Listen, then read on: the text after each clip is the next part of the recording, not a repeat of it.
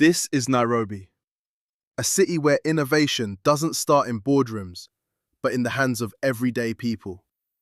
Welcome to Africa's Silicon Savannah, a place where, within minutes of the skyline, you can find giraffes moving across open land. A reminder that this city is building the future without losing its roots. Nairobi is one of Africa's most mature innovation ecosystems, not because it followed Silicon Valley, but because it solved its own problems first. At the center of it all is mobile money.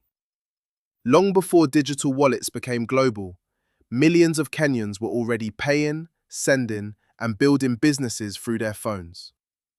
This is not tech for convenience. This is tech for survival, scale, and everyday life. And from that foundation, a new wave of companies emerged. From fintech to logistics, from agriculture to digital commerce, Nairobi builds tools for how Africa moves, trades, and grows. This is why the city became known as Silicon Savannah. But innovation does not exist without talent, and Nairobi is building its pipeline. From institutions like the University of Nairobi to private leaders like Strathmore, from tech hubs like iHub to new generation schools focused on software, data, and AI. The city is creating a new type of workforce, young, digital, and deeply connected to real-world challenges. This is not just education for jobs. This is education for building. And that mindset is visible across the city. Entrepreneurship in Nairobi does not start with venture capital. It starts in the street. Small vendors, retailers, drivers, creators, people who adapt, move, and build under pressure. And when technology meets that energy, something powerful happens. You get companies that don't just scale, but that solve. From connecting farmers to markets, to supplying small shops, to building payment infrastructure across the continent, Nairobi's startups are not copying global models. They are redefining them.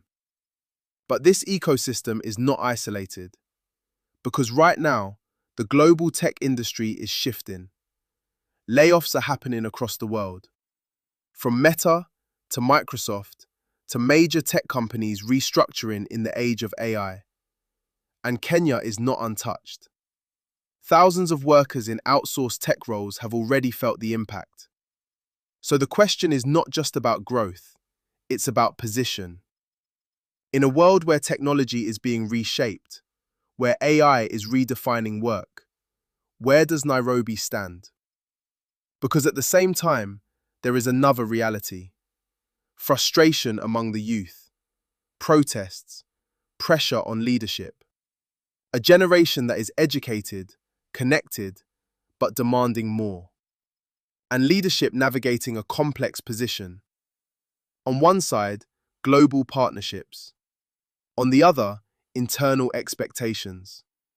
Engaging internationally, seeking investment, trying to position Kenya within a shifting global economy.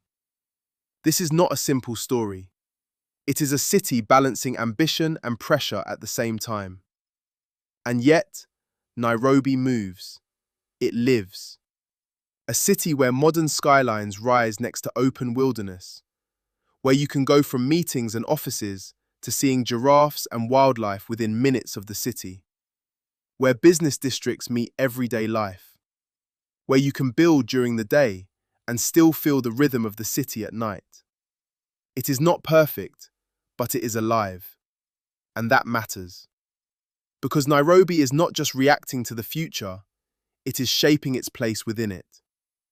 In a time where global tech is restructuring, where uncertainty is rising, this is the moment for new ecosystems to stand. Not as extensions of Silicon Valley, but as systems of their own. And Nairobi is already showing what that can look like. Thank you for watching Green Africa Weekly. Footage in this episode was sourced from CGTN, Reuters, Al Jazeera, DW, First Post, and others under fair use. We're here to bring a fresh perspective on Africa's green and economic development. See you next week.